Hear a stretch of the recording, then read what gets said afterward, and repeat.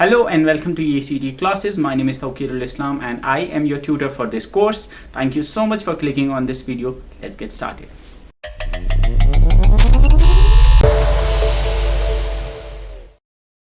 अगर आप देखोगे पिछले ईयर के पेपर्स जितने भी रहे हैं, most of the questions that are going to be asked would be from the part of जो अभी तक हमने किया सॉफ्टवेयर्स में, टाइप्स ऑफ सॉफ्टवेयर पे यूजुअली क्वेश्चंस आते हैं. ज्यादातर question they would be like which of following is a system software या which of following is an operating system. इस तरह के क्वेश्चन आपको उसमें आएंगे, और which of following is an application software. Most of the question उसी में से आएंगे. But there have been a few papers जहाँ पे उन्होंने ऑपरेटिंग सिस्टम में क्वेश्चन पूछा है. एंड ऑपरेटिंग सिस्टम में भी ज्यादा नहीं पूछेंगे. ज्यादातर question would be basic ones, like they would ask you which of the following is an operating system, or maybe which of the following is an open source operating system. इस तरह के questions आएंगे. But I think it was in the JSA paper, जिसमें उन्होंने junior statistical assistant के paper में they had, I would say कि थोड़ा बहुत डेप्थ में गए थे in this operating systems, because they had asked questions like device Q के बारे में पूछा था, डेडलॉक के बारे में कुछ पूछा था. तो हम उस चीज को मद्देनजर रखते हुए वे विल ट्राई कि हम एटलीस्ट टच करें उन चीजों को, सो दैट कल को अगर क्वेश्चन आएगा you should be able to answer. Otherwise मुझे नहीं लगता कि इतना डीप जाने की जरूरत है. But still will try our best कि हम हर एक चीज को टच करें, ताकि कल को क्वेश्चन आए तो आप लोग को ये एटलीस्ट पता होना चाहिए कि हाँ, ये चीज हमने पढ़ी है. तो will start with operating system. But before I begin, मैं आप लोगों को कहूंगा कि अगर आज के लेक्चर में आपको कुछ चीजें समझ ना भी आएंगी, so you need not to worry about it, क्योंकि इसमें शायद कुछ चीजें हैं आपके सिलेबस के स्कोप के बाहर, मैं कहूंगा. सो अगर नहीं भी आएंगी समझ, थोड़ा सा अगर आप याद भी रखोगे, आई थिंक उतना सफिशिएंट होना चाहिए आप लोग के लिए. तो will start with operating system. And अगर आपको याद होगा, कल के लेक्चर में मैंने बताया था कि operating system is a type of system software. तो सिस्टम सॉफ्टवेयर में हमने देखा जो ऐसे सॉफ्टवेयर जो कि सिस्टम को खुद जरूरत पड़ते हैं, which are required by the system computer itself. ठीक, ऑपरेटिंग सिस्टम की अगर मैं बात करूं तो operating system is a type of system software. And हमने देखा था कल के ऑपरेटिंग सिस्टम जो होता है एक ऐसा सॉफ्टवेयर होता है जो कि मैनेज करता है कंप्यूटर के रिसोर्सेज को. तो बेसिकली एक तरह का वो वाला सॉफ्टवेयर है जो एक मैनेजर टाइप होता है, जो एक आई वुड से जो एक मास्टर होता है, who which oversees all other components, सारे हार्डवेयर कंपोनेंट्स को, सारे एप्लीकेशन सॉफ्टवेयर को, उनको मैनेज करने का काम इस ऑपरेटिंग सिस्टम का होता है. अब ऐसा है कि जो पहले होते थे वो सिंपल सिंपल होते थे. उनमें हार्डवेयर होता था और सॉफ्टवेयर के लिए कुछ इंस्ट्रक्शंस होती थी, वही होता था. उनमें ऑपरेटिंग सिस्टम की जरूरत नहीं पड़ती थी. क्यों? क्योंकि कॉम्प्लेक्स नहीं होते थे उनमें. नहीं जरूरत पड़ती है थी हमें मैनेजमेंट की उतना. बट आजकल के आज कंप्यूटर सिस्टम देखते हो, एक तो हमारे पास वी हैव हमारे जो आज के कंप्यूटर सिस्टम है वो एक साथ कितने मल्टीपल एप्लीकेशन चला सकते हैं. तो we want to make sure कि मेमोरी एफिशिएंटली यूटिलाइज हो. हम चाहते हैं कि सीपीयू एफिशिएंटली मैनेज हो. तो इसके लिए हमें एक स्पेशलाइज्ड सॉफ्टवेयर की जरूरत पड़ती है, जिसको सिस्टम कहते हैं. वो सारे सॉफ्टवेयर को मैनेज कर पाए, ताकि हमारा जो सिस्टम है वो एफिशिएंटली काम कर पाए. सिस्टम क्या है? ऑपरेटिंग सिस्टम अगर मैं कहता हूं कि ये सॉफ्टवेयर है, तो मैं कहूंगा it's a collection of programs. तो वही लिखा है that it is an organized collection और an integrated set of specialized programs. मतलब it's a collection of programs that controls the overall operations of a computer. Simple terms में कहेंगे एक ऐसा सॉफ्टवेयर, ये एक ऐसा कलेक्शन है प्रोग्राम्स का जो कि पूरे कंप्यूटर के कंट्रोल ऑपरेशनल ऑपरेशंस को ये कंट्रोल करता है. एंड अगर मैं ऑपरेटिंग सिस्टम की बात करूं, तो जो basic task operating system perform करता है उनमें आती है फाइल मैनेजमेंट, यानी फाइल्स को मैनेज करना. फाइल मतलब जो आप चाहे वीडियो फाइल है, ऑडियो फाइल है, टेक्स्ट फाइल है, इमेज फाइल है, जितनी भी फाइल्स आपके कंप्यूटर में है उनको मैनेज करना. मैनेज करने का मतलब उनका रिकॉर्ड रखना, कौन सी फाइल कहाँ पे है, कौन सी फाइल डिलीट हुई, कौन सी फाइल जो है उसका नेम चेंज हुआ, एटसेट्रा, कौन सी फाइल का क्या नाम है. ये सारी चीजें फाइल्स के रिगार्डिंग ये कौन करता है? ये ऑपरेटिंग सिस्टम करता है. मतलब उसको रिकॉर्ड होता है हर एक फाइल का. Second thing is memory management. Memory management मतलब रैम को मैनेज करना, रैम को आउटपुट को भी मैनेज करता है, हैंडल करता है. एंड कंट्रोलिंग पेरिफेरल डिवाइसेस, जो मैंने आपको बताया, पेरिफेरल डिवाइस मतलब जो मदरबोर्ड के बाहर के डिवाइसेस है, उनमें हार्ड डिस्क आएगा और आईओ डिवाइसेस आते हैं सारे के सारे. ठीक है, एग्जाम पॉइंट ऑफ व्यू याद होनी चाहिए, क्योंकि कल को एग्जामिनर पूछता है which are the following not a function of operating system. तो फाइल मैनेजमेंट लिखेंगे, मेमोरी मैनेजमेंट लिखेंगे, प्रोसेस मैनेजमेंट लिखेंगे, इस तरह के ऑप्शंस आपको दे देंगे, ठीक है। देन ऑपरेटिंग सिस्टम का जो एक तो है ये सारे काम करना कि ये मैनेज करता है, और एक काम जो है इसका एक प्राइमरी फंक्शन मैं कहूंगा, दैट इज कि it acts as an interface between user and the computer hardware. मतलब आपके और हार्डवेयर के बीच में एक इंटरफेस का काम करता है। मतलब आप हार्डवेयर को तभी यूज कर पाते हो जब जब ऑपरेटिंग सिस्टम होगा। तो इसको आप ऐसे समझो, यहाँ पे इमेजिन करो कि आप यूजर हो और आपके फोन में, मैं यहाँ पे फोन बोलता हूँ बार बार क्योंकि स्मार्टफोन भी एक छोटा कंप्यूटर ही है। सो यहाँ पे इमेजिन करो कि देयर इज ए कैमरा, तो I am writing C here, C का मतलब है कि कैमरा है आपके कंप्यूटर में या आपके लैपटॉप में या आपके इसमें फोन में कैमरा हार्डवेयर है, और आप हो यूजर। मतलब आपको इस हार्डवेयर को यूज करना है। फोटो उठाते हो आप क्या करोगे, आप सबसे पहले जो कैमरा की ऐप होगी वो आप ओपन करोगे। तो मतलब आपको जरूरत पड़ेगी किसकी, एप्लीकेशन सॉफ्टवेयर की, क्योंकि कैमरा की जो ऐप है वो एप्लीकेशन सॉफ्टवेयर है। अब ये कैमरा की ऐप जो होती है वो डायरेक्टली हार्डवेयर को एक्सेस नहीं कर सकती। मतलब जो एप्लीकेशन सॉफ्टवेयर होते हैं, वो जो एप्स होते हैं आपके, वो डायरेक्टली हार्डवेयर को एक्सेस नहीं कर सकते। वो आपके ऑपरेटिंग सिस्टम को मैसेज करते हैं। मतलब जो कैमरा ऐप होगी वो एक मैसेज भेजेगा किसको, आपके फोन में एक मैसेज जाएगा एंड्रॉइड ऑपरेटिंग सिस्टम को, यानी उसमें एंड्रॉइड ऑपरेटिंग सिस्टम, तो ऑपरेटिंग सिस्टम को एक मैसेज जाएगा कि मुझे कैमरा का एक्सेस चाहिए। तो जब इसको ये एक्सेस मांगेगा तो इसको ये एक्सेस मिल जाएगा, और आपके सामने ये कैमरा जो है स्क्रीन पे जो भी आपके सामने you will be able to click a photograph और वॉट जो भी वीडियो आपको कैप्चर करनी है। ठीक है, लेट्स मूव ऑन। सो अभी तक मैंने आपको ऑपरेटिंग सिस्टम के बारे में बहुत सारी चीज़ें बताई, बट वी विल लुक थोड़ा सा in depth about the functions of operating system. Operating का काम आखिर करता है। So the function of operating system जब हम पढ़ते हैं, the first function is the process management. अब इस प्रोसेस मैनेजमेंट का मतलब क्या होता है, तो यहाँ पे प्रोसेस को मैनेज करना। प्रोसेसेस को मैनेज करने का मतलब क्या होता है, सबसे पहले आपको पता होना चाहिए प्रोसेस क्या है। प्रोसेस आप याद रखना, process is a program that is under execution. मतलब एक ऐसा प्रोग्राम, सिंपल टर्म्स है, एक ऐसा एप्लीकेशन सॉफ्टवेयर जो कि रन हो रहा है। फॉर एग्जाम्पल, अगर मैं अभी चला रहा हूँ पावर पॉइंट अपने कंप्यूटर पे, तो पावर पॉइंट अभी एक प्रोसेस है मेरे कंप्यूटर में, क्योंकि अभी ये रन हो रहा है, अभी ये एग्जीक्यूट हो रहा है। एग्जीक्यूट होने का मतलब रन होना है, ठीक है। तो प्रोसेस मैनेजमेंट का मतलब हुआ कि जो प्रोग्राम्स या जो सॉफ्टवेयर्स रन हो रहे हैं उनको मैनेज करना।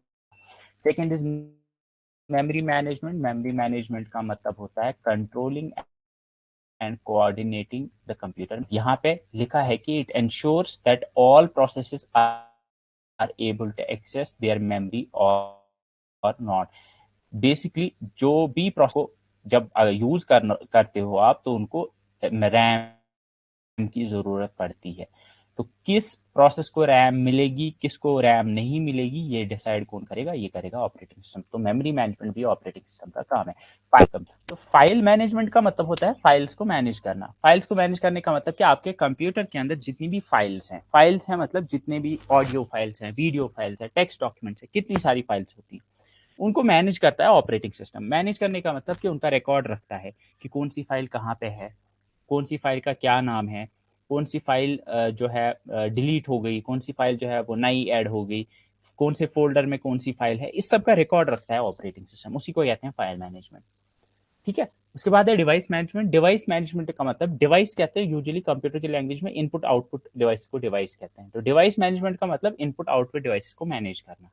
इनपुट आउटपुट डिवाइस को मैनेज करने का काम भी ऑपरेटिंग सिस्टम का होता है। ज्यादा अगर आपको ये चीजें समझना है, बस याद रखो आप, process management, memory management, file management, device management. And then there is security. Security operating system कैसे प्रोवाइड करता है, एक तो ये कि जब भी आप अपने कंप्यूटर पे जब भी आप कंप्यूटर ऑन करोगे तो आपको एक पासवर्ड देना पड़ता है। तो अगर आप ऑथेंटिक यूजर होंगे तो तभी आप, पासवर्ड आपके पास होगा तभी आप एक्सेस कर पाओगे कंप्यूटर को, तभी आप देख पाओगे कि इसमें क्या है। तो वो एक तरह का सिक्योरिटी मैकेनिज्म है, और ये कौन करता है, ये ऑपरेटिंग सिस्टम प्रोवाइड करता है। तो operating system provides U A security mechanism जिसके थ्रू आपकी फाइल सेफ रहे।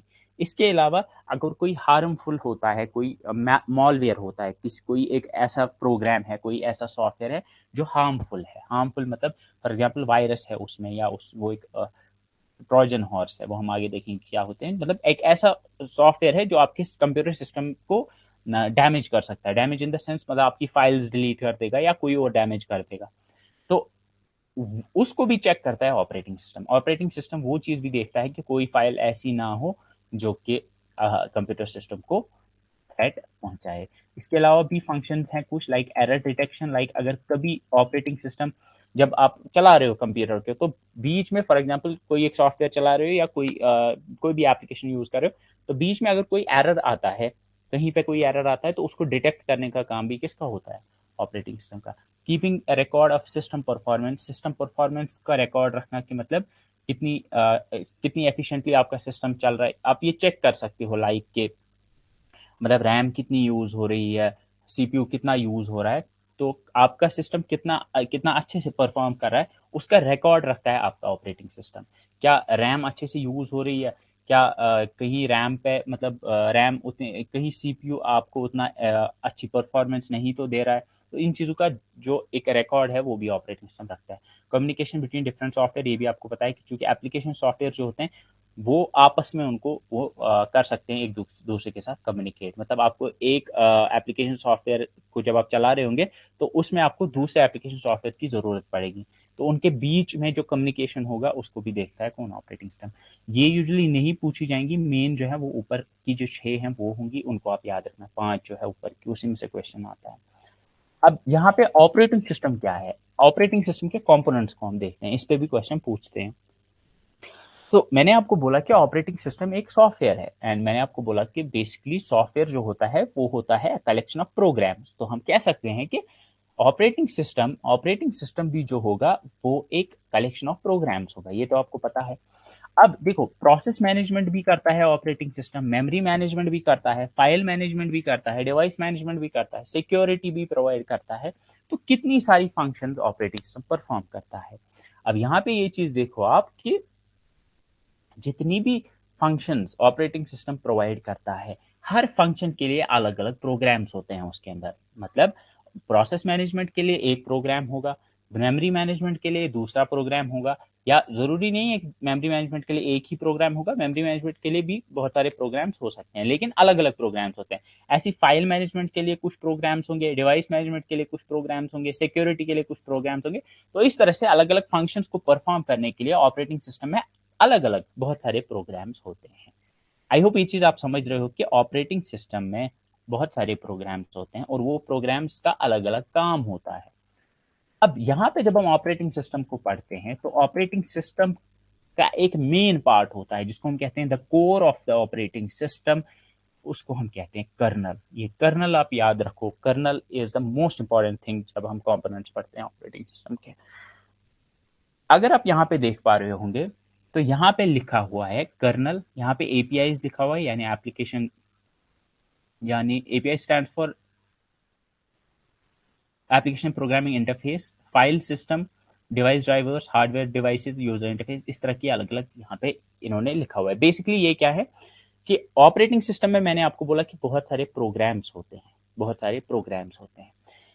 अब जो मेन फंक्शंस हैं ऑपरेटिंग सिस्टम की कौन सी, एक तो प्रोसेस मैनेजमेंट, दूसरी मेमोरी मैनेजमेंट। ये जो है प्रोसेस मैनेजमेंट और मेमोरी मैनेजमेंट, ये दो मेन फंक्शंस हैं, प्रोसेस मैनेजमेंट और memory management, these are the two core functions of an operating system. अब फाइल मैनेजमेंट है, डिवाइस मैनेजमेंट है, एरर डिटेक्शन एटसेट्रा, ये जो है ये भी फंक्शंस है ऑपरेटिंग सिस्टम की, लेकिन ये कोर फंक्शंस नहीं है, ये कोर फंक्शंस नहीं, कोर फंक्शंस इसकी दो हैं, प्रोसेस मैनेजमेंट और मेमोरी मैनेजमेंट। इस वजह से जो प्रोग्राम्स प्रोसेस मैनेजमेंट के होंगे और जो मेमोरी मैनेजमेंट के प्रोग्राम्स इसके अंदर होंगे उनको हम कहते हैं कर्नल। क्या कहते हैं, कर्नल। तो अब कर्नल अगर आपसे पूछेंगे तो आप बोलोगे kernel is the core of an operating system. आप कहोगे it is basically that component of the operating system which performs the basic functions like process management and memory management। या आप कहोगे कि कर्नल जो है, kernel is basically a collection of programs in an operating system which performs the functions of process management and memory management. अब यहाँ पे अगर आप देखोगे कर्नल लिखा हुआ है तो यहाँ प्रोसेस मैनेजमेंट और मेमोरी मैनेजमेंट के लिए जो प्रोग्राम्स हैं वो इसी के अंदर है। बाकी फाइल मैनेजमेंट के लिए अलग प्रोग्राम्स होंगे, वो डिवाइस मैनेजमेंट के लिए अलग प्रोग्राम्स होंगे, यूजर इंटरफेस के लिए अलग। तो इंपॉर्टेंट बात है कि कर्नल क्या है। तो अभी आपने याद रखा कि components of an operating system का मतलब किन किन प्रोग्राम से ऑपरेटिंग सिस्टम बना है। तो आपने देखा कि डिवाइस ड्राइवर्स ऑपरेटिंग सिस्टम का कभी पार्ट हो सकते हैं, जो हमने देखा था डिवाइस ड्राइवर्स। फाइल सिस्टम मतलब फाइल मैनेजमेंट के लिए जो प्रोग्राम्स होंगे वो भी एक पार्ट है। ऐसे ही हमने देखा कि जो प्रोसेस मैनेजमेंट एंड जो मेमोरी मैनेजमेंट है वो प्रोग्राम्स जो होंगे उन दोनों को हम कहेंगे वो कर्नल है। तो कर्नल क्या है? So kernel is basically the central component of an operating system that manages the operations of memory and CPU. तो यहाँ पे बेसिकली मेमोरी और सीपीयू को मैनेज करने वाले जो प्रोग्राम्स है, यानी मेमोरी मैनेजमेंट और प्रोसेस मैनेजमेंट के जो प्रोग्राम्स होंगे उनको हम कहते हैं कर्नल। तो kernel is the central component of an operating system that manages the operations of memory and CPU. यानी मेमोरी और सीपीयू को जो मैनेज करते हैं जो वाले प्रोग्राम, उनको हम कर्नल कहते हैं। ठीक है, ये पूछा जाता है अक्सर, तो कर्नल आप याद रखना। ये अक्सर लिखते हैं the core component of an operating system is called, तो याद रखना the core component of an operating system is called as the kernel. ठीक है, अब यहाँ पे होती है कि जैसे आपको पता होगा कि कोई भी सॉफ्टवेयर जब चलता है, कोई भी सॉफ्टवेयर जब आप चलाते हो तो वो कहाँ होता है? पहले हार्ड डिस्क में। ये इंपॉर्टेंट बात है, ये मैं बार बार रिपीट करता रहूंगा और ये आपको समझनी है। तो वैसे ही जब आपका कंप्यूटर ऑफ है तो उस टाइम पे आपका ऑपरेटिंग सिस्टम हार्ड डिस्क में होगा। जैसे ही आप कंप्यूटर ऑन करते हो तो आपका ऑपरेटिंग सिस्टम कहाँ लाया जाता है? रैम के अंदर। अब यहाँ पे एक चीज है कि अगर आपको याद होगा कि फॉर एग्जांपल अब ऑपरेटिंग सिस्टम 4 GB का है, आपकी रैम भी 4 GB की है, तो अब पूरा का पूरा ऑपरेटिंग सिस्टम रैम के अंदर नहीं लाया जाएगा। बेसिकली क्या किया जाता है कि जो कर्नल कंपोनेंट्स होते हैं, यानी जो प्रोसेस मैनेजमेंट और जो सीपीयू मैनेजमेंट या जो मेमोरी मैनेजमेंट के लिए जो प्रोग्राम्स होते हैं ऑपरेटिंग सिस्टम के, सिर्फ उनको लाया जाता है कहाँ? रैम के अंदर। यानी कर्नल को लाया जाता है रैम के अंदर, क्योंकि ये ज्यादा जरूरत पड़ते हैं। अब अगर फाइल मैनेजमेंट वाले कंपोनेंट की जरूरत पड़ेगी तो उसको भी लाया जाएगा। लेकिन यहाँ लिखा है that the kernel loads first into the memory when an operating system is loaded. तो जब ऑपरेटिंग सिस्टम को लोड किया जाता है तो सबसे पहले कर्नल उसका लोड किया जाता है। तो यहाँ पे PNC thinks like task management, memory management या डिस्क मैनेजमेंट जैसे टास्क जो है ये कर्नल परफॉर्म करता है। अब कर्नल के टाइप्स हैं। देखो ये वाला भी मैं कहूंगा कि ये आपके सिलेबस के स्कोप से बाहर है, बट वो मे भी पूछते हैं। आई थिंक शायद मैंने कहीं पे देखा था, उनने शायद पूछा था, तो याद रखने को याद रखो आप। अगर आपको अभी तक की चीजें समझ आई होंगी ये आपको याद रहेगा ऐसे। अब यहाँ पे 3 टाइप्स हैं। We have the monolithic kernel, we have the micro kernel and we have the hybrid kernel. Monolithic kernel वो यहाँ पे लिखा है where all operating system services operate in kernel space. मतलब एक ऐसा ऑपरेटिंग सिस्टम जिसमें सारे के सारे प्रोग्राम्स जो होंगे वो कर्नल के अंदर होंगे। मतलब प्रोसेस मैनेजमेंट भी कर्नल में है, मेमोरी मैनेजमेंट में भी कर्नल में है, इनपुट आउटपुट डिवाइस मैनेजमेंट के प्रोग्राम्स भी कर्नल में है, फाइल मैनेजमेंट के प्रोग्राम, तो सारे के सारे जहाँ पे ऑपरेटिंग सिस्टम की जितनी भी सर्विस है, यानी उसकी जितनी भी फंक्शंस है, उसके जितने भी प्रोग्राम्स है, वो सारे अगर कर्नल के अंदर होंगे उसको कहेंगे मोनोलिथिक कर्नल। मोनोलिथ सुना है कभी आपने? मोनोलिथ कहते हैं एक ऐसी चीज जो मैं कहूंगा विच इज जो एक एक ही यूनिट हो, मतलब वो उसको आप डिसइंटीग्रेट नहीं कर सकते इनटू मल्टीपल पार्ट। मतलब एक ऐसी चीज जो मैं कहूंगा कि एक ही यूनिट है। एक ही यूनिट मतलब वो बहुत सारी चीजों का ना बना हो। तो यहाँ मोनोलिथिक कर्नल क्यों कहते हैं? क्योंकि यहाँ पे सारे इसी के अंदर है। ठीक है, यूनिक्स, लिनक्स, ओपन बीएमएस ये नहीं पूछते हैं कि कौन सा मोनोलिथिक है, बट आप रख सकते हो।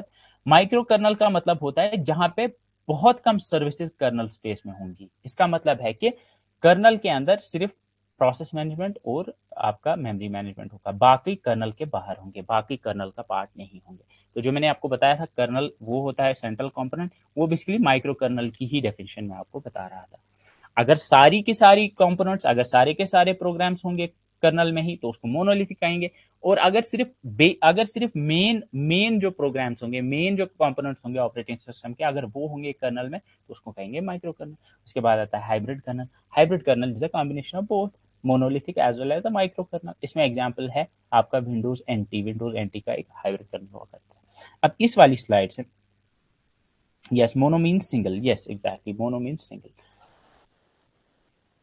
ठीक है, तो यहाँ पे इस वाली स्लाइड से आप क्या रखोगे एग्जाम पॉइंट ऑफ व्यू से याद? पहली बात, you should know the definition. Definition में आपको याद रखना है monolithic kernel, it's a type of kernel where all the operating systems are in the kernel. यहाँ पे all the components of the operating system are in the kernel itself. Micro kernel में where only the most important parts, only the most important or the most I would say जो ज़्यादा ज़रूरी हैं या ज़्यादा अच्छे नहीं कहूँगा, ज़्यादा इंपॉर्टेंट कंपोनेंट्स है ऑपरेटिंग सिस्टम के, ज़्यादा यूजफुल मैं कहूँगा जो इसके हैं, वो अगर कर्नल में होंगे तो उसको कहेंगे ये एक माइक्रो कर्नल है, क्योंकि कर्नल छोटा है। कर्नल छोटा है क्योंकि इसमें कम ही कंपोनेंट्स है, इसमें कम ही प्रोग्राम्स है, और हाइब्रिड दोनों का कॉम्बिनेशन। तो डेफिनेशन याद रखोगे आप, क्योंकि अगर कल को वो पूछेंगे कि द टाइप ऑफ, वो वहां पे अगर कल को पूछेंगे the kernel where all the operating system services operate in the kernel space is called monolithic, micro और हाइब्रिड, यू शुड नो क्या है। Then there is process execution. अब यहाँ पे प्रोसेस एग्जीक्यूशन क्यों पढ़ रहे हैं? देखो ये अगेन आपके सिलेबस में नहीं होना चाहिए था, बट अगर आप समझोगे तो ठीक, नहीं समझोगे तो छोड़ देना, आप वरी मत करना। इसके बहुत कम चांसेस हैं कि आएंगे, इसमें से क्वेश्चन आएगा, इसके बारे में आप वरी मत करना। तो अगर समझ आए ठीक है, याद रखने को रखो याद, बट अगर नहीं भी आए you can leave this thing. Process execution अगर आपको याद होगा, मैंने बताया प्रोसेस होता है it's a program in execution. मतलब जब आप एक सॉफ्टवेयर यूज कर रहे हो, उसको जब आप चला रहे हो तो उसको कहेंगे वो एक प्रोसेस है। तो प्रोसेस क्या होती है? बेसिकली मेमोरी के अंदर वो होता है, रैम के अंदर जब एक प्रोग्राम चल रहा होता है उसको कहते हैं हम, ठीक है।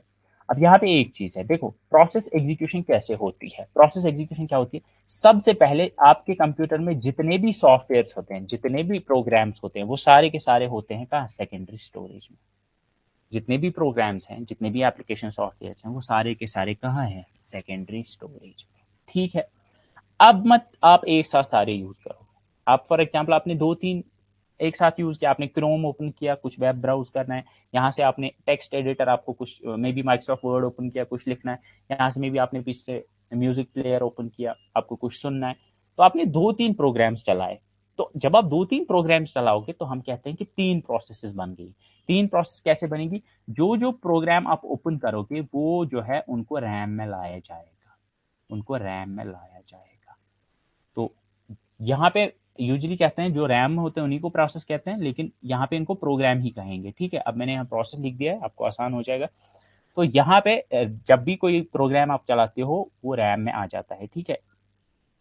उसके बाद अब ये आ गए कहाँ? रैम में। लेकिन रैम तो किसी चीज को नहीं चलाती, चलाता कौन है? सीपीयू चलाता है। तो अगर आप यूज कर पाते हो ना किसी सॉफ्टवेयर को, वो तभी पॉसिबल है जब सीपीयू उसके अंदर की इंस्ट्रक्शन को एग्जीक्यूट करेगा, मतलब जब सीपीयू उसको चलाएगा। असल एग्जीक्यूशन तो सीपीयू करेगा। तो अब रैम में से वन बाय वन सीपीयू उनको एग्जीक्यूट करेगा।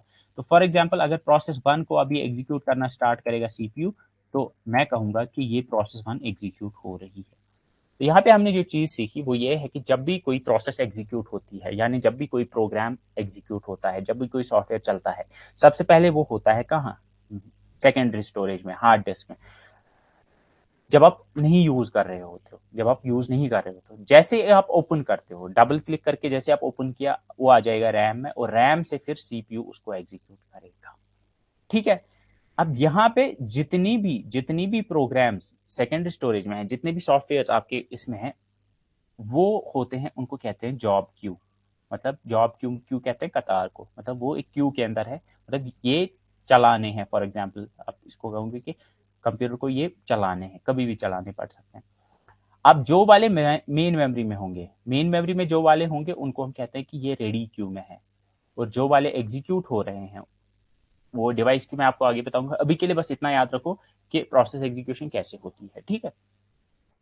अब यहाँ पे एक चीज है, जैसे ही कोई प्रोसेस यहाँ पे है, अभी कहाँ पे है ये?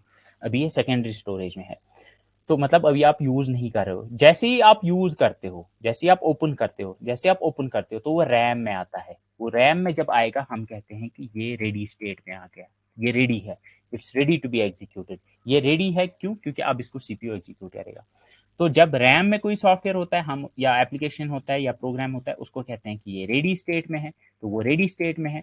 और जब जब ये अब सीपीयू जब इसको एग्जीक्यूट करेगा, वन बाय वन ये होंगे ना एग्जीक्यूट, क्योंकि यहाँ से जब ये एग्जीक्यूट होंगे वन बाय वन, तो जो वाला एग्जीक्यूट हो रहा होगा, फॉर एग्जाम्पल यहाँ प्रोसेस वन एग्जीक्यूट हो रही है, मतलब उसको सीपीयू अभी चला रहा है, तो मैं कहूँगा कि अब ये वाली रनिंग स्टेट में आ गई। ठीक है, तो जो रैम में है वो रेडी स्टेट में है, और जो रन हो रहा है वो किस में है, वो आपकी रनिंग स्टेट में है। अब कभी कभार हो सकता है कि फॉर एग्जांपल ये प्रोसेस रन हो रही है, लेकिन इसको बीच में पड़ गई, फॉर एग्जांपल ये ब्लॉक होगी। ब्लॉक इन द सेंस कि फॉर एग्जांपल आप क्या कर रहे हो, आप एक प्रिंट कर रहे हो कोई डॉक्यूमेंट, या आप कोई डॉक्यूमेंट जो है वो लिख रहे हो। तो जब आप लिख रहे हो वो उस वक्त एग्जीक्यूट हो रहा है।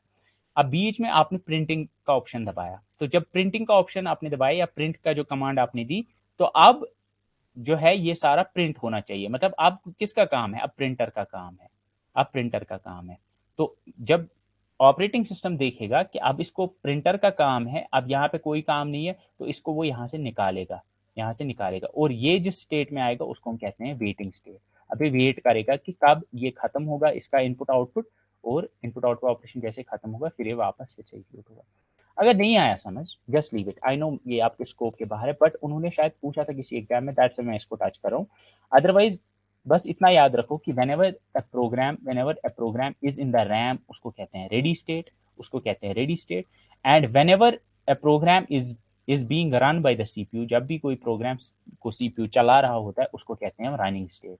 या whenever a program is being executed, उसको रनिंग स्टेट कहते हैं। दो याद रखना, रेडी और रनिंग। रेडी होता है जब रैम में होता है, और रनिंग होता है जब सीपीयू में होता है, या सीपीयू जब उसको एग्जीक्यूट कर रहा होता है।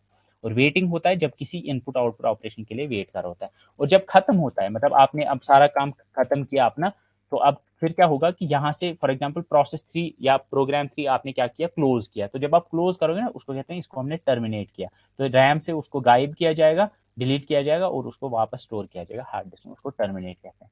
तो ये इस तरह से प्रोग्राम्स की अलग अलग स्टेट्स होती हैं, इसको कहते हैं स्टेट्स ऑफ ए प्रोसेस। तो इसमें रेडी, रनिंग और टर्मिनेटेड है। आई होप समझ आया। अगर नहीं आया जस्ट लीव इट, मत सोचो इतना, क्योंकि बहुत कम प्रोबेबिलिटी है कि इसमें से क्वेश्चन आएगा। ठीक है, अब यहाँ पे क्वेश्चन जो उन्होंने पूछा था वो इसमें पूछा था, ये उन्होंने लिखा था कहीं पे,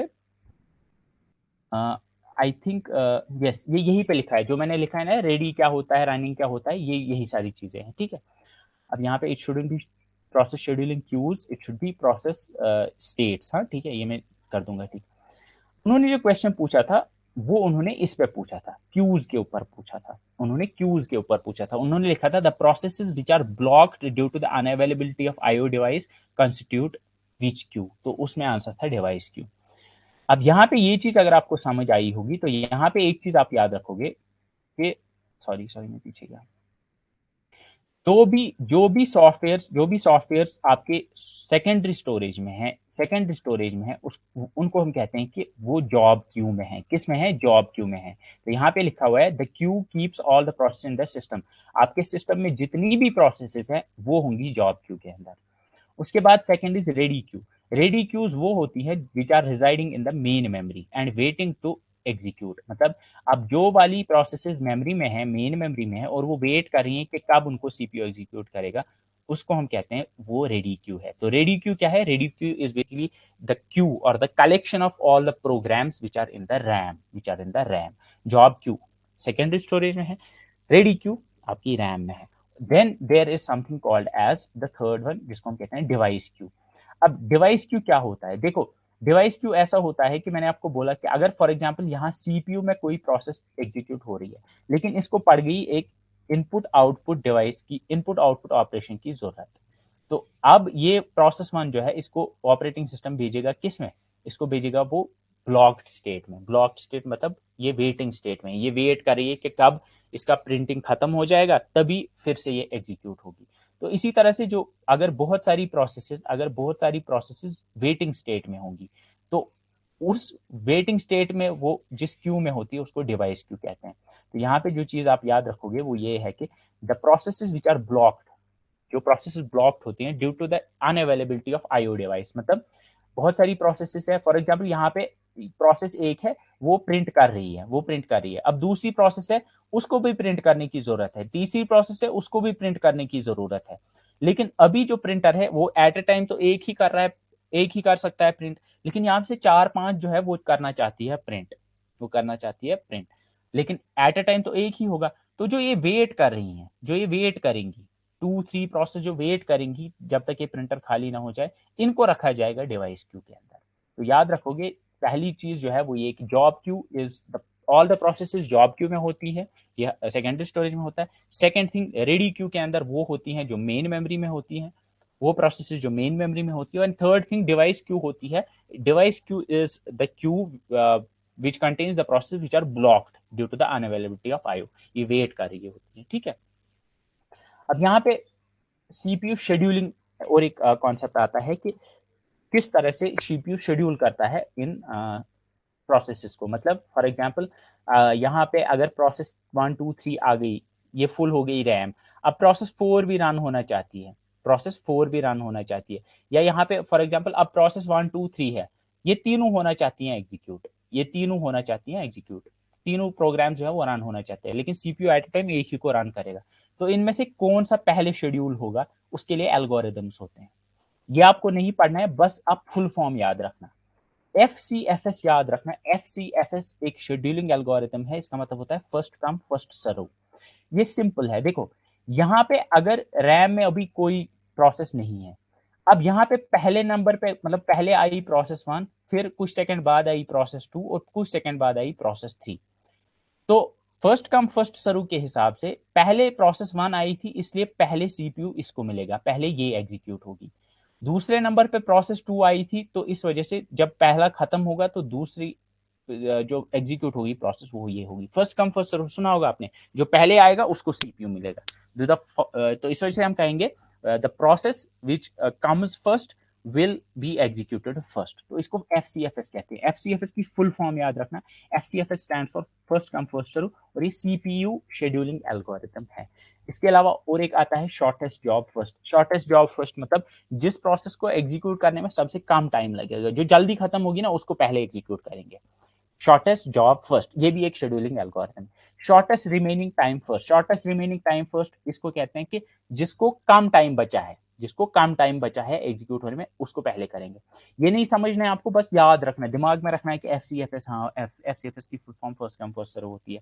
प्रायोरिटी शेड्यूलिंग, ये भी एक टाइप की शेड्यूलिंग है, बस इतना याद रखो। राउंड रॉबिन शेड्यूलिंग, ये भी एक टाइप की शेड्यूलिंग है। इसमें इंपॉर्टेंट याद रखना कि राउंड रॉबिन शेड्यूलिंग का मतलब होता है कि हर प्रोसेस को एक इक्वल टाइम इंटरवल मिलता है। फॉर एग्जांपल अगर 4 प्रोसेसेस हैं जिनको रन होना है, तो पहले एक प्रोसेस को 1 सेकंड के लिए से करेंगे एग्जीक्यूट, फिर दूसरी प्रोसेस को भी 1 सेकंड के लिए करेंगे एग्जीक्यूट, फिर तीसरी प्रोसेस को भी 1 सेकंड के लिए करेंगे एग्जीक्यूट। इस तरह से चारों को 1 सेकंड के लिए एग्जीक्यूट करेंगे। फिर उसके बाद फिर से 1 सेकंड के लिए पहली वाली को करेंगे। तो वहां इक्वल इंटरवल ऑफ टाइम हर एक प्रोसेस को मिलता है, इसको कहते हैं राउंड रॉबिन शेड्यूलिंग। अगर नहीं आया समझ, आई एम अगेन सेइंग, ये चीजें जो है ये आपके सिलेबस के बाहर है, बट वो पूछ सकते हैं, तो आइडिया होना चाहिए एटलीस्ट थोड़े दिमाग में। यू शुड बी अवेयर कि हाँ FCFS सुना था कहीं, इसका full form first come first serve होता है और ये शेड्यूलिंग एल्गोरिथम है। वो कल को मे भी पूछेंगे which of the following is not a type of CPU scheduling, वो लिखेंगे ऐसे FCFS शॉर्टेस्ट जॉब फर्स्ट या प्रायोरिटी शेड्यूलिंग, और बाद में चौथा ऑप्शन कुछ और दे देंगे। यू शुड नो कि हाँ ये चीजें हमने पढ़ी थी, FCFS shortest job, priority, round robin, ये हमने देखा था। इतना बस याद रखना कि ये सीपीयू शेड्यूलिंग के एल्गोरिथम्स हैं, ठीक है। अब यहाँ पे इंपॉर्टेंट है ये वाला जो पोर्शन है, ये इंपॉर्टेंट है क्योंकि इसमें से क्वेश्चन आएगा। Yes, RR round robin cycle follow करता है, एग्जैक्टली साइकिल फॉलो कैसे करता है कि पहले एक साइकिल में सबको मिलेगा कुछ time, same interval of time, फिर दूसरे साइकिल में ऐसे, एग्जैक्टली ये साइकिल, ठीक है पुरुषोत्तम, गुड, यू आर गुड, ठीक है। अब ऑपरेटिंग सिस्टम के टाइप्स पे आते हैं। तो there are different types of operating systems. there is the batch operating system, there is the multitasking operating system, single user, multi user, there is the real time operating system, time sharing operating system। ये आप अलग अलग किस operating system आपको याद रखने हैं। So first is the batch operating system, batch processing operating system. अब याद यहाँ पे बैच प्रोसेसिंग ऑपरेटिंग सिस्टम पहले हुआ करते थे, जो पहले के कंप्यूटर्स थे, जो मतलब जब 1960s में या 50s में, इवन 70s तक के होते थे, उस टाइम पे जो कंप्यूटर सिस्टम्स होते थे ना, वो एक कमरे में होते थे। You must have heard about it. वो बड़े होते थे और यूजुअली उनको कुछ स्पेसिफिक पर्पस के लिए यूज किया जाता था।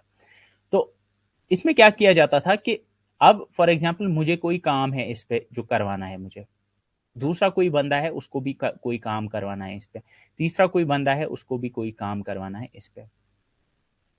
तो वहां क्या किया जाता है कि क्योंकि बहुत सारे लोगों को कुछ काम होता था, तो इस वाले सिस्टम में जो ऑपरेटिंग सिस्टम होता था वो कैसे काम करता था कि जितने भी जॉब्स आ रही हैं, जॉब्स मतलब जितने भी काम इसके ऊपर करने हैं, इस कंप्यूटर सिस्टम के ऊपर एग्जीक्यूट करने हैं, उनको पहले ग्रुप किया जाता था इनटू ग्रुप्स।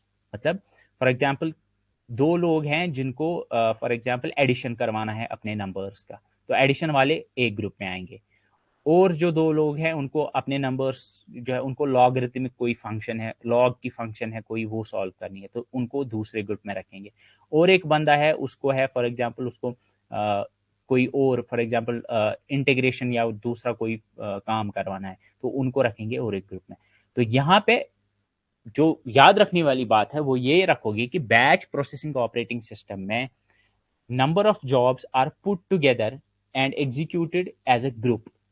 बहुत सारी जॉब्स को एक ग्रुप के अंदर रखा जाता था, उन उसको कहते थे बैच, और फिर बैच वाइज इनको एग्जीक्यूट किया जाता था। मतलब फॉर एग्जांपल अगर ये जो कैलकुलस वाली जो इंटीग्रेशन वाली जो थी, इंटीग्रेशन वाली जो बैच है, अगर उसकी ज़्यादा प्रायोरिटी है तो पहले इनको एग्जीक्यूट किया जाएगा, फिर फॉर एग्जांपल इस लॉगरिदम वाली जो बैच है उसको एग्जीक्यूट किया जाएगा, फिर लास्ट में एडिशन वाली को एग्जीक्यूट किया जाएगा। ठीक है, ये पहले होता था। तो याद रखोगे, batch processing operating system is the type of operating system where a number of jobs are put together into groups called as the jobs, sorry called as the batches, उनको बैचेस में रखा जाता था। ठीक है, और फिर प्रायोरिटी के हिसाब से इन जॉब्स को एग्जीक्यूट किया जाता था। अब इसमें मैंने बोला कि ये पहले अर्ली जो सिस्टम्स होते थे उनमें लाइक आईबीएम का आता था, फोर्ट्रैन मॉनिटर सिस्टम आता था, या इसके अलावा आईबीएम के आते थे 709X सिस्टम्स। ये आपको नहीं याद रखने हैं, बस इतना याद रखना है कि बैच ऑपरेटिंग सिस्टम क्या होता है। ये पहले यूज होते थे उनके अंदर। ठीक है, अब यहाँ पे आज की डेट में भी आपको कहीं कहीं पे मिलेगा, बट यूजुअली मतलब ऑपरेटिंग सिस्टम में नहीं देखोगे आप ज़्यादा, लेकिन कहीं कहीं पे प्रिंटिंग जब डॉक्यूमेंट्स प्रिंट करने होते हैं या कुछ होता है तो वहाँ पे ये बैच प्रोसेसिंग का कॉन्सेप्ट यूज होता है। लेकिन ज़्यादातर ऑपरेटिंग सिस्टम्स आजकल के batch processing based operating systems नहीं होते हैं। ठीक है, इसके बाद और एक है, अब ये हो गया कि ये कैसे काम करते थे। ठीक है, अब आजकल के सिस्टम्स आप देखोगे, there are type of systems जिनमें एट अ टाइम एक से ज्यादा पर्सन जिसको यूज कर सकते हैं, या कुछ आपका फॉर एग्जांपल मेरा ये कंप्यूटर सिस्टम है, क्या ये मुमकिन है कि इस पे दो लोग एक साथ काम कर पाएंगे? नहीं है ना मुमकिन। मतलब कैसे कर पाएंगे, दो लोग इस पे नहीं कर पाएंगे काम एक साथ। तो यहाँ पे सिंगल यूजर ऑपरेटिंग सिस्टम वो वाला ऑपरेटिंग सिस्टम होता है which allows only one user eight a time, जिसपे एट अ टाइम एक ही यूजर काम कर सकता है। ठीक है, अब ऑपरेटिंग सिस्टम्स जो पर्सनल कंप्यूटर्स में होते हैं, पर्सनल कंप्यूटर मतलब आपके लैपटॉप्स डेस्कटॉप्स जो भी हैं, उनमें होता है सिंगल यूजर ऑपरेटिंग सिस्टम। तो इसमें आपके एमएस डॉस या विंडोज के जितने भी माइक्रो ऑपरेटिंग सिस्टम वो आपके सिंगल यूजर में आएंगे। Then there is multi user operating system. Multi user operating system का मतलब है कि एक ऐसा ऑपरेटिंग सिस्टम जिसको एक साथ एक से ज्यादा एक्सेस कर पाए, एक से ज्यादा एक्सेस कर पाए।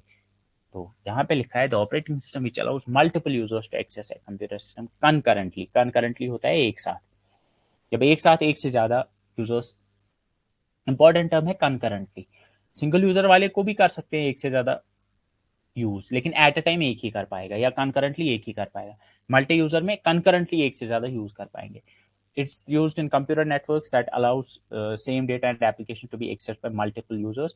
अब कहीं पे होता है कि फॉर एग्जांपल एक ऐसा सिस्टम है उसके साथ बहुत सारे यूजर्स कनेक्टेड हैं, वो उससे डेटा ले रहे हैं या कुछ कर रहे हैं, तो ऐसे सिस्टम के अंदर एक मल्टी यूजर ऑपरेटिंग सिस्टम चाहिए होगा, क्योंकि उसके साथ एक साथ बहुत सारे यूजर जुड़ सकते हैं। ठीक है, इसमें एग्जांपल आता है VMS virtual memory system. Open VMS, sorry, open VMS is एक टाइप का ऑपरेटिंग सिस्टम जो कि एक मल्टी यूजर ऑपरेटिंग सिस्टम है। ये नहीं याद रखना, अगर रखो भी ठीक है, लेकिन ज्यादा इंपॉर्टेंट है कि यू शुड अंडरस्टैंड कि बैच प्रोसेसिंग ऑपरेटिंग सिस्टम में क्या होता है, सिंगल यूजर में क्या होता है और मल्टी यूजर में क्या होता है। Then there is the multitasking operating system. Multitasking मतलब एक साथ बहुत सारी टास्क जो ऑपरेटिंग सिस्टम परफॉर्म कर पाए। तो in this operating system more than one process can be executed concurrently. एक ऐसा ऑपरेटिंग सिस्टम जिसपे एक से ज्यादा प्रोसेसेस मतलब एक से ज्यादा एप्लीकेशन सॉफ्टवेयर अगर आप चला पाओ तो हम कहेंगे कि वो एक मल्टीटास्किंग ऑपरेटिंग सिस्टम। अब सिंपल बात है, मेरा सिस्टम है, अभी मैं क्या करूं, अभी तो क्रोम भी मेरा चल रहा है, you can see like this, you can see here, एक तो यहाँ पावर पॉइंट चल रहा है, ये जो आप देख रहे हो ये क्रोम है, यहाँ से पावर पॉइंट है, यहाँ से एक फोल्डर खुला हुआ है जिसमें कोई पीडीएफ में भी है।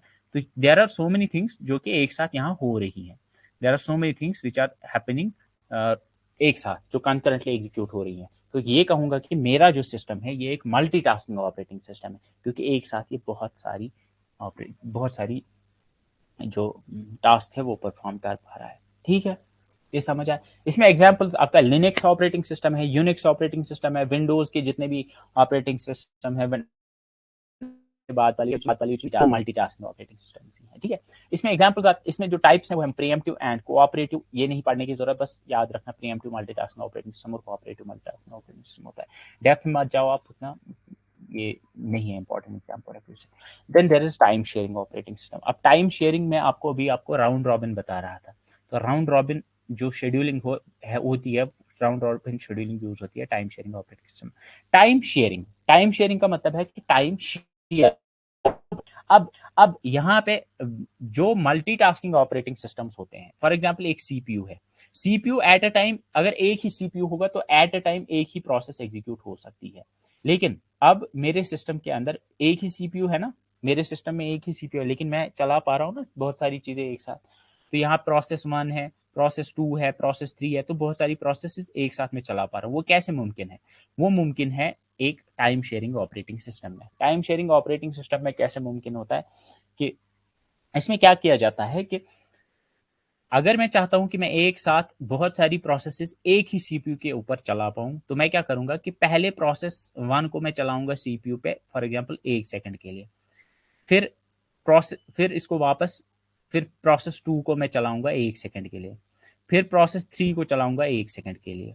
तो अब तीनों प्रोसेस को मिला कुछ टाइम, फिर से साइकिल में प्रोसेस 1 को फिर से मैं 1 सेकंड दूंगा, ऐसे ही फिर एक एक सेकंड सबको। तो यू कैन सी कि यहाँ पे टाइम शेयरिंग हो रही है, टाइम शेयर हो रहा है, सबको इक्वल पोर्शन ऑफ टाइम मिल रहा है। तो यहाँ पे लिखा है this operating system allows multiple programmes.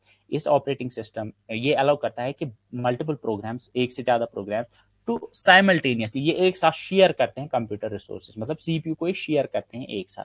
ये कैसे मुमकिन होता है? इट प्रोवाइड्स ईच प्रोसेस, हर प्रोसेस को मिलता है a small portion of shared computer at one, मतलब हर प्रोसेस को मिलता है कंप्यूटर कुछ टाइम के लिए, स्मॉल पोर्शन ऑफ टाइम के लिए, मतलब सीपीयू या कोई और रिसोर्स होगा वो कुछ टाइम के लिए मिलेगा, और ये साइक्लिक फैशन में ऐसे ही चलता रहेगा। तो टाइम शेयरिंग ऑपरेटिंग सिस्टम में we can run multiple programs simultaneously, क्योंकि इसमें टाइम शेयरिंग होता है, मतलब every process gets the CPU, every process gets the resource for some duration, for some portion of time।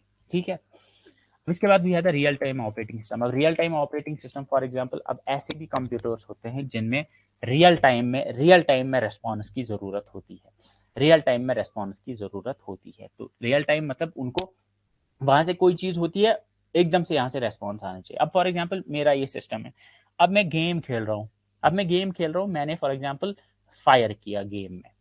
अगर मैं गेम में fire करता हूँ, अगर उसमें हल्का सा 1-2 नैनो सेकंड का या 1 सेकंड का डिले हो भी गया तो कोई फर्क नहीं पड़ेगा। या फॉर एग्जाम्पल अभी मैं यहाँ फाइल ओपन कर रहा हूँ, तो जैसे मैं फाइल ओपन करने के लिए क्लिक करता हूँ, तो अगर उसको ओपन होने में बेबी 3 सेकंड 4 सेकंड भी लगेंगे तो वो भी कोई मसला नहीं है। ठीक है, वो मेरा सिस्टम है। लेकिन रियल टाइम ऑपरेटिंग सिस्टम में रियल टाइम में आपको एकदम से रेस्पॉन्स आना चाहिए। Okay, how does multitasking work? ठीक है, मल्टीटास्किंग देखो, मल्टीटास्किंग के अलग अलग देयर आर डिफरेंट एल्गोरिथम्स वो यूज करता है। मल्टीटास्किंग ऐसे भी हो सकता है ना कि फॉर एग्जांपल मेरे पास एक ऐसा कंप्यूटर है जिसमें 2 सीपीयू हैं, तो उसमें तो 2 सीपीयू है, तो उसमें तो एकदम से आप दो दो प्रोसेस एक साथ चला सकते हो, उसमें आपको टाइम शेयरिंग की जरूरत भी नहीं पड़ेगी। अब कोई सिस्टम है, आपने सुना होगा, आपने ऑक्टा कोर है, सुना है कभी? इसमें ऑक्टा कोर प्रोसेसर है, इसमें क्वाड कोर प्रोसेसर है, ड्यूअल कोर प्रोसेसर है। आपके फोन्स में आता है octa core processor, dual core processor, या इसमें क्वाड कोर प्रोसेसर है। तो उसका मतलब होता है कि उसमें मल्टीपल कोर्स होती है। तो बेसिकली मैं अगर इजी लैंग्वेज में बोलूँ तो उसमें एक से ज्यादा सीपीयूज होते हैं। ठीक है, एक से ज्यादा कोर्स होते हैं, तो हर कोर पे आप एक प्रोसेस चला सकते हो। तो वैसे सिस्टम पे, वैसे कंप्यूटर पे एक मल्टीटास्किंग ऑपरेटिंग सिस्टम आप कह सकते हो कि वो चलता है। ठीक है, ठीक है, okay. Now real time operating system ऐसी एप्लीकेशंस में लगता है, ऐसे सिस्टम्स पे लगता है जहां पे रियल टाइम में आपको रेस्पॉन्स की जरूरत होती है। मतलब यहाँ से कोई इवेंट हुआ, वहां से रेस्पॉन्स होना चाहिए। फॉर एग्जाम्पल आपने सुना होगा, आयरन डूम का नाम सुना है आपने? Have you heard about iron Doom? IRON, iron Doom, DOME, सुना है कभी? Have you guys heard about it?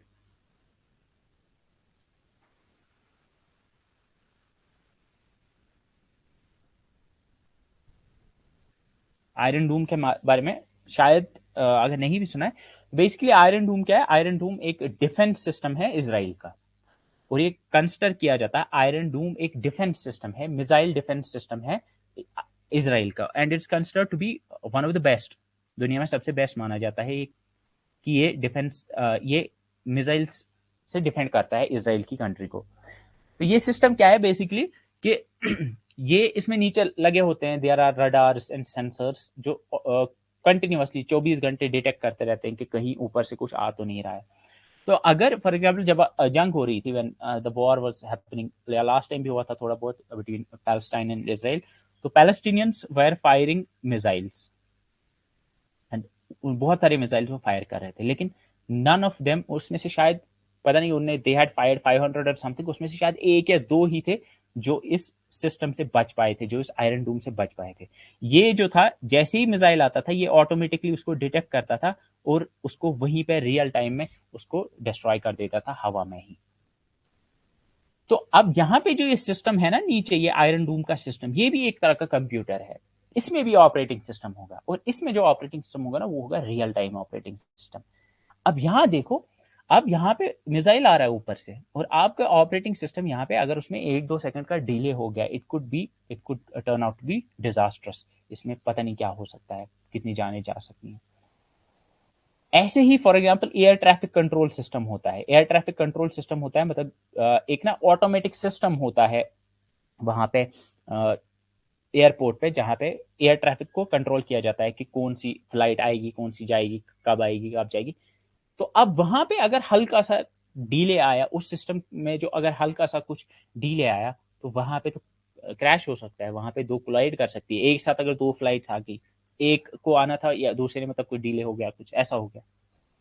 Medical systems में भी आपको जरूरत पड़ती है ऐसे सिस्टम, ऐसे ऑपरेटिंग सिस्टम्स की, जहाँ पे रियल टाइम में you should be able to. या फॉर एग्जांपल ऐसा है कि आपने देखा है वो मूवीज में दिखाते हैं ना, अक्सर होता है कि वो पेशेंट होता है और साइड में वो मशीन होती है जिसपे वो ऐसे चल रही होती है, वो हार्ट बीट, वो क्या कहते हैं उसको, वो हार्ट बीट चल रहे होते हैं, वो वेव जैसी हो रही होती है, उसको क्या कहते हैं? वो मशीन होती है जो भी इसको कहते हैं। तो उस पे जो हार्ट बीट चल रही है, तो एकदम से जब वो पेशेंट की हालत खराब होती है, तो वो ऐसे फ्लैट हो जाती है लाइन। तो वो जो मशीन होती है ना वहां पे, वो भी एक कंप्यूटर है, वो एक मेडिकल सिस्टम में यूज होने वाला कंप्यूटर है। अब फॉर एग्जाम्पल ऐसा हुआ कि पेशेंट आपका ठीक है, लेकिन यहां से क्या हुआ कि पेशेंट की हार्ट बीट हो गई कम, ड्रास्टिकली ये नीचे आ गई। वो सिस्टम जो है वो जल ईसीजी, एग्जैक्टली, हाँ सॉरी, ईसीजी। तो ईसीजी मशीन जो है उसने 10 सेकंड या 20 सेकंड के बाद दिखाया वहां पे कि इसकी काम हो गई। 20 सेकंड में तो बेचारा मर सकता है, it could turn out to be catastrophic. तो ऐसे सिस्टम्स में जहां पे डेडलाइन का कॉन्सेप्ट होता है, डेडलाइन का कॉन्सेप्ट मतलब जहां पे सिस्टम जो है वो रेस्पॉन्ड करना चाहिए, जहां पे the system should respond to an event within predetermined time of predetermined time, एक स्पेसिफिक छोटे से टाइम में इट शुड रेस्पॉन्स। अगर नहीं करेगा तो वहां पे डिजास्टर हो सकता है। अब रियल टाइम ऑपरेटिंग सिस्टम में होते हैं दो टाइप्स, हार्ड रियल टाइम और सॉफ्ट। हार्ड मतलब जहां पे अगर अगर डिले हुआ, अगर अगर सिस्टम जो है वो रिस्पॉन्ड नहीं कर पाया विद इन टाइम, तो वहां पे जो है, वहां पे it could cause huge damage, वहां पे डिजास्टर्स हो सकते हैं। सॉफ्ट में थोड़ा बहुत चलेगा, कि अगर थोड़ा बहुत हो भी गया डिले तो चलेगा, उतना मसला नहीं है, उतना मसला नहीं है, ठीक है। अब मूव करते हैं हम यहाँ पे और एक क्लासिफिकेशन की, that's called as the CUI and the GUI। अब आपके ऑपरेटिंग सिस्टम्स जो होते हैं ना, मैंने आपको बोला कि operating systems provide you N interface, मतलब आप सिस्टम को यूज कर पाते हो ऑपरेटिंग सिस्टम के थ्रू। अब दो तरह के होते हैं, कुछ ऑपरेटिंग सिस्टम्स होते हैं जिनको हम कहते हैं CUI यानी कैरेक्टर यूजर इंटरफेस, लिखना character CHARACTER character user interface, और GUI का फुल फॉर्म होता है ग्राफिकल यूजर इंटरफेस। अब पुराने जो सिस्टम्स होते थे, पुराने जो ऑपरेटिंग सिस्टम्स होते थे, पुराने जो सिस्टम्स होते थे उनमें character user interface based systems होते थे, ऑपरेटिंग सिस्टम्स होते थे। मतलब कैरेक्टर यूजर मतलब अगर आपको कोई फाइल ओपन करनी है तो आपको ऐसे कमांड लिखनी पड़ती थी, ओपन दिस फाइल, जो फाइल का नाम होगा। आज की डेट में अगर फाइल ओपन करनी है आप कैसे करते हो, फाइल को ढूंढते हो, उसका आइकन कहाँ पे, उस पर डबल क्लिक करते हो, वो ओपन हो जाती है। अब इनमें फर्क क्या है? तो CUI वाले में, CUI यानी कैरेक्टर यूजर इंटरफेस वाले ऑपरेटिंग सिस्टम में you have to interact using commands, आपको कमांड्स लिखनी पड़ती हैं। लेकिन ग्राफिकल यूजर इंटरफेस में you interact by making use of graphics, आप ग्राफिक्स का यूज करते हो, आप आइकन्स का यूज करते हो। तो आपको ऑपरेटिंग सिस्टम आइकन्स प्रोवाइड करता है और उन्हीं आइकन्स पे क्लिक करके या उन्हीं को ड्रैग करके आप उसके साथ इंटरैक्ट कर सकते हो। आई होप ये चीज आप समझ रहे हो।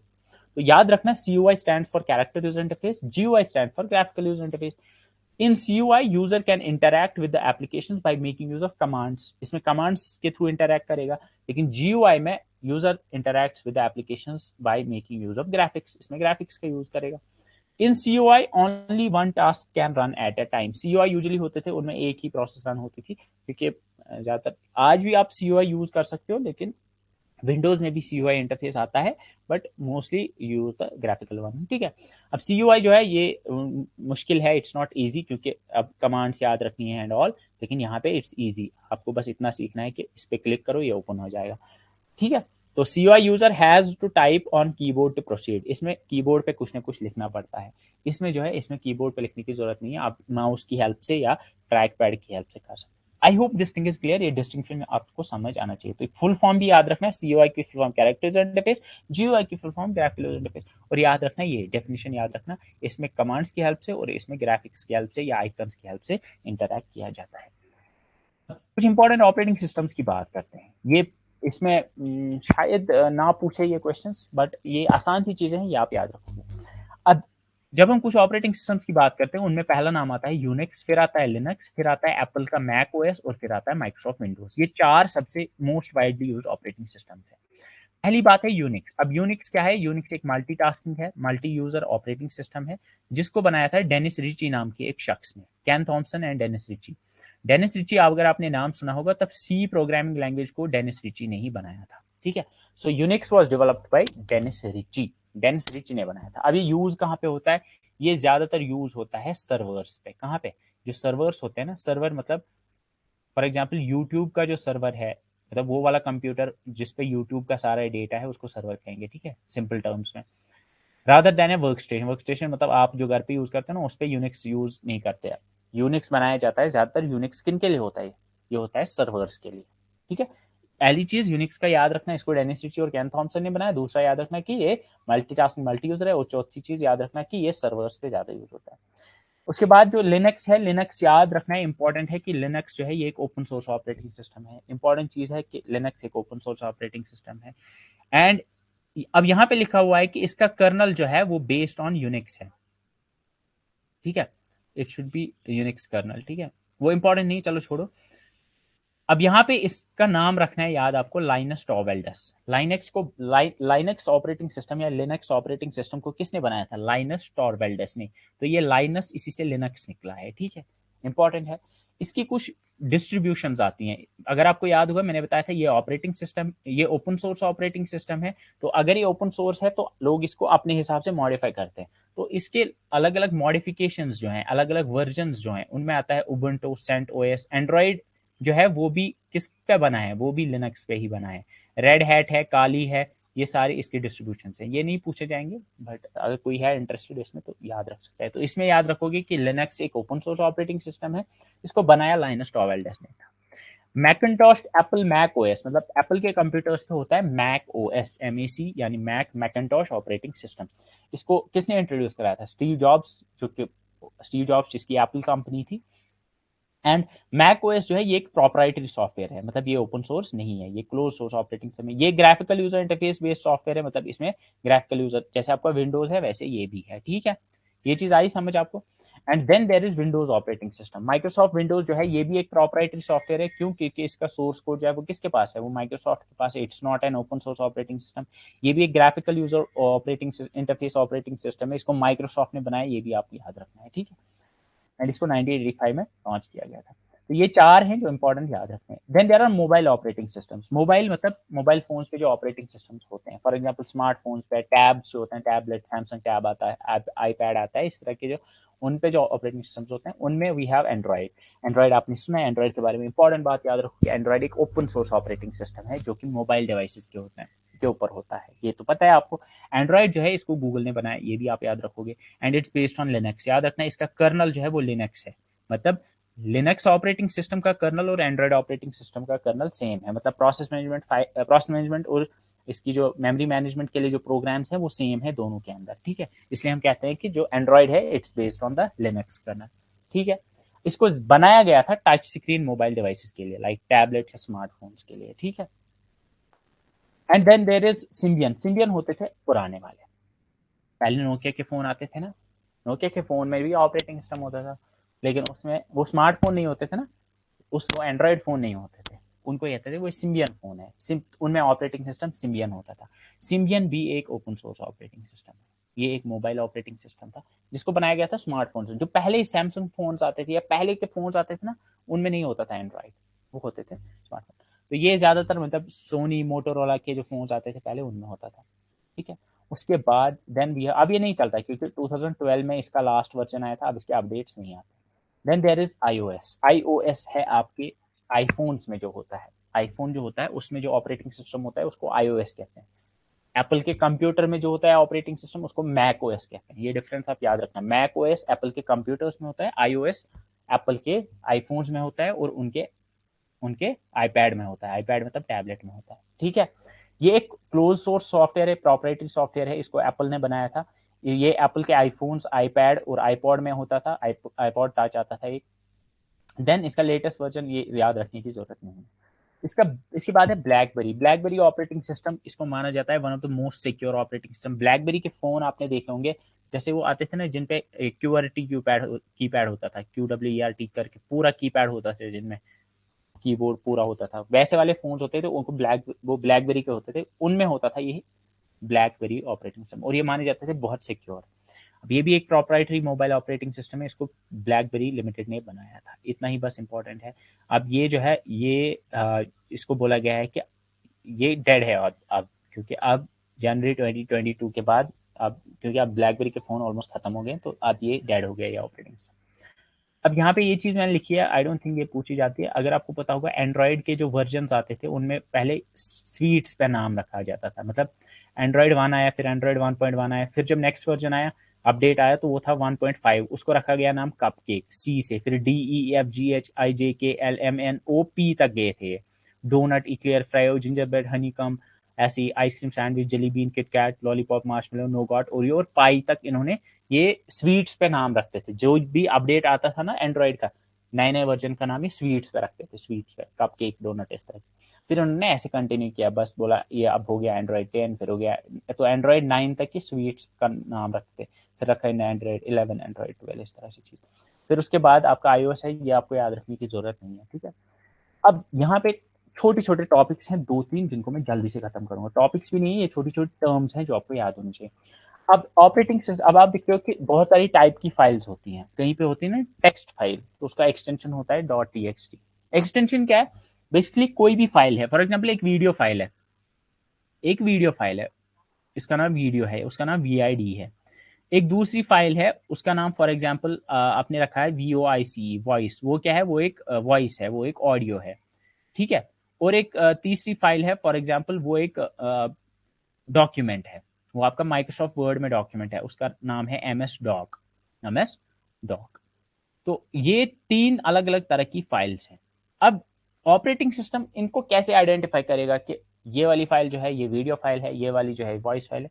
इसके लिए होता है एक्सटेंशन, मतलब इनके नाम के आगे डॉट करके होता है और डॉट के बाद कुछ लेटर्स होते हैं। लाइक वीडियो वाली फाइल में होगा MP4, या और भी हो सकते हैं, .mov होता है, या इस तरह के बहुत सारे हो सकते हैं। तो ये जो लास्ट में जो ये 3 वर्ड्स हैं, 3 लेटर्स होते हैं, ये बेसिकली इनको हम कहते हैं एक्सटेंशन, फाइल नेम एक्सटेंशन। तो इस एक्सटेंशन से पता चलता है ऑपरेटिंग सिस्टम को कि ये किस तरह की फाइल है। फॉर एग्जाम्पल वॉइस वाली जो है वो MP3 फाइल होगी, MP3 से उसको समझ आएगा कि हाँ ये ऑडियो फाइल है, तो इसको मुझे किस वाले सॉफ्टवेयर में चलाना है। अब MS डॉक जो है ये माइक्रोसॉफ्ट वर्ड की फाइल है, इसको माइक्रोसॉफ्ट वर्ड में ओपन करना है, तो ये .doc इसका एक्सटेंशन होगा। तो हर एक फाइल का एक्सटेंशन होता है। एक्सटेंशन मतलब कुछ इस एक बीच अपेंड कर देते हैं सफिक्स में, लास्ट में कुछ लेटर्स अपेंड करते हैं, जिससे ऑपरेटिंग सिस्टम को पता चलता है कि ये किस तरह की फाइल है। अब इसमें आता है .exe जिनका होता है, उनको कहते हैं एग्जीक्यूटेबल फाइल्स। .com होता है, उनको कहते हैं कमांड फाइल्स। .bat उनको कहते हैं ये बैच फाइल्स हैं। .doc वो डॉक्यूमेंट फाइल्स होंगी। .txt ये टेक्स्ट फाइल्स होंगी। PRG प्रोग्राम फाइल्स होती हैं। OBR ओवरलेज होती हैं, और सिस्टम फाइल्स का एक्सटेंशन SYS होता है। अब इसमें देखो क्वेश्चन कैसे आएगा, वो पूछेंगे कल कि batch file, the extension of batch files is .bat .batch .bch .b। You should no .bat is extension, ठीक है। या कल को पूछेंगे एग्जीक्यूटिव फाइल्स का एक्सटेंशन क्या होता है, you should no it's .exe, ठीक है। इस पे कम ही क्वेश्चन होते हैं, ज्यादा अगर पूछेंगे तो वही पूछेंगे, डॉक पूछेंगे या TXT पूछेंगे या ज्यादा से ज्यादा EXE पूछेंगे, ठीक है, या बैच भी पूछ सकते, बाकी इंपॉर्टेंट नहीं। अब कुछ छोटी छोटी टर्म्स हैं। First is booting. बूटिंग का मतलब होता है कि जब कंप्यूटर आपका स्टार्ट होता है, व्हेनेवर योर कंप्यूटर स्टार्ट्स, उसको कहते हैं हम बूटिंग। जब आप कंप्यूटर स्टार्ट करते हो तो बूटिंग कैसे होती है। बूटिंग होती है कि आपका ऑपरेटिंग सिस्टम डिस्क में होता है, उसको मेमोरी में लोड किया जाता है। ये मैं आपको बहुत बार बताया। अब दो तरह की बूटिंग होती है, एक को कहते हैं कोल्ड बूटिंग, एक को कहते हैं वार्म बूटिंग। एक को कहते हैं कोल्ड बूटिंग, एक को कहते हैं वार्म बूटिंग। कोल्ड बूटिंग को हार्ड बूटिंग भी कहते हैं, और वार्म बूटिंग को हम सॉफ्ट बूटिंग या डेड बूट भी कहते हैं, ठीक है। अब यहाँ पे कोल्ड बूटिंग मतलब आपका कंप्यूटर, आप ऐसे याद रखो, पूरा ठंडा पड़ गया है। ठंडा कैसे पड़ गया, बेसिकली जब आप कंप्यूटर को शट डाउन करते हो ना, तो जब आपने शट डाउन किया कंप्यूटर को, तो वो पूरा बंद हो गया। जब आप फिर से उसको ऑन करोगे तो हम कहेंगे ये कोल्ड बूटिंग हो गई, क्योंकि कंप्यूटर आपका कंप्लीटली ऑफ था। अब आपने कंप्लीटली शट डाउन था, अब उसने को ऑन किया। अगर आप रीस्टार्ट दबाते हो, रीस्टार्ट मतलब आपका कंप्यूटर ऑन था, वो ऑफ हो गया, लेकिन फिर से वहीं से बूट हो गया, तो उसको कहेंगे हम वार्म बूटिंग। तो warm booting is when computer is restarted, restart किया जाता है। आपके फोन में भी आता है ना, जब आप पावर बटन दबाते हो तो एक आता है शट डाउन, दूसरा आता है रीस्टार्ट। अगर आपने शट डाउन किया, फिर से बटन दबा के ऑन किया, वो कोल्ड बूटिंग हो गया। अगर आपने डायरेक्टली रीस्टार्ट पे क्लिक किया तो वो खुद ऑफ होगा, फिर से ऑन होगा, उसको वार्म बूटिंग कहेंगे। वार्म बूटिंग कैसे होती है, यूजुअली अगर आप कंट्रोल ऑल्ट डिलीट दबाओगे ना, कंट्रोल ऑल्ट डिलीट जब आप दबाओगे तो वहां पे ऑप्शन आता है, आप वहां से फिर रीस्टार्ट कर सकते हो, ठीक है। या रीस्टार्ट बटन ये जरूरी नहीं है याद रखना, बट इतना याद रखो कि वार्म बूटिंग क्या होता है और कोल्ड बूटिंग क्या होता है। आई होप ये चीज क्लियर है। Next thing is shell. Shell क्या होता है, ये कभी पूछते हैं। शेल इज बेसिकली एक जो छोटा प्रोग्राम होता है ऑपरेटिंग सिस्टम में, जिसका काम होता है कमांड्स को इंटरप्रेट करना। मैंने आपको बताया कि कमांड लाइन इंटरफेस में हम कमांड्स देते हैं। अब उन कमांड्स को इंटरप्रेट जो प्रोग्राम करता है, उनको जो इंटरप्रेट करता है, उसको हम कहते हैं शेल। शेल क्या है, shell is a program which interprets the commands जो यूजर देता है। थ्रेड, थ्रेड भी पूछते हैं कभी कभी, ये समझाना थोड़ा आपके लिए मुश्किल होगा, बट इतना याद रखो कि इट्स अ टास्क जो कि रन हो सकती है कंकरेंटली बाकी टास्क से। अगर नहीं रखोगे याद, कोई बात नहीं, थ्रेड नहीं पूछेंगे। या इसको कहते हैं it's a light weight process भी, light weight process. Light weight process, ये भी एक प्रोसेस होता है, लेकिन लाइट वेट होती है। ये नहीं पूछेंगे, बट अगर रखोगे याद लिख के कहीं पे कि लाइट वेट प्रोसेस को हम कहते हैं थ्रेड, लाइट वेट प्रोसेस को हम कहते हैं थ्रेड, ठीक है। पूछ सकते हैं, बट चांसेस बहुत कम है कि ये पूछेंगे। a lightweight process called a thread. then important one is called the deadlock. deadlock क्या होता है, देखो deadlock आपने सुना होगा। deadlock कहते हैं हम कि जब एक ऐसी सिचुएशन आएगी जहां से ना ही हम आगे जा सकते हैं, ना ही हम पीछे जा सकते हैं, ना ही हम आगे जा सकते हैं, ना ही हम पीछे, मतलब फंस जाते हैं सब, एक लॉक हो जाता है एंड सब रुक जाता है। ये कैसे होता है कंप्यूटर में, फॉर एग्जाम्पल ऐसा हुआ कि आपके पास एक प्रिंटर है और आपके पास एक स्कैनर है। तो प्रिंटर और स्कैनर, इनको मैंने रखा है, ये रिसोर्स 1 है और रिसोर्स 2 है। दो रिसोर्सेज है आपके पास, एक प्रिंटर है और एक स्कैनर है, एक प्रिंटर है एक स्कैनर है, ठीक है। अब एक प्रोग्राम है या एक सॉफ्टवेयर है, वो क्या कर रहा है, यहाँ पे ये लिखा है ना, यहाँ पे ये लिखा है कि ये रिसोर्स जो है ये इसको दिया है, मतलब वो स्कैनर को अभी यूज कर रहा है। एक प्रोसेस है जो स्कैनर को यूज कर रहा है, और प्रिंटर को जो है उसको दूसरा प्रोग्राम या दूसरा प्रोसेस यूज कर रहा है। तो यहाँ पे जो चीज समझिए आपने कि स्कैनर है, स्कैनर को यूज एक प्रोसेस कर रही है या एक प्रोग्राम कर रहा है, और प्रिंटर को दूसरी वाली प्रोसेस यूज करी है। अब बीच में ही इसको पड़ गई जरूरत किसकी, प्रिंटर की, तो ये प्रिंटर मांगेगा, ये वाली जो है ये मांगेगी स्कैनर। अब यहां पे देखो रिसोर्स टू या सॉरी ये जो है प्रोसेस वन मांग रही है प्रिंटर, लेकिन प्रिंटर किसके पास है, प्रिंटर तो प्रोसेस टू के पास है, और प्रोसेस टू जो है ये मांग रही है स्कैनर, लेकिन स्कैनर किसके पास है, ये प्रोसेस वन के पास है। तो यहाँ पे एक डेडलॉक होगा, ना ही उसको प्रिंटर मिलेगा ना ही स्कैनर उसको मिलेगा। क्यों, क्योंकि ये जो है ये प्रोसेस वन ये इस स्कैनर को तभी छोड़ेगा जब इसको प्रिंटर मिलेगा, क्योंकि प्रिंटर मिलेगा तब फिर इसका काम हो जाएगा और ये फिर स्कैनर को भी छोड़ देगा।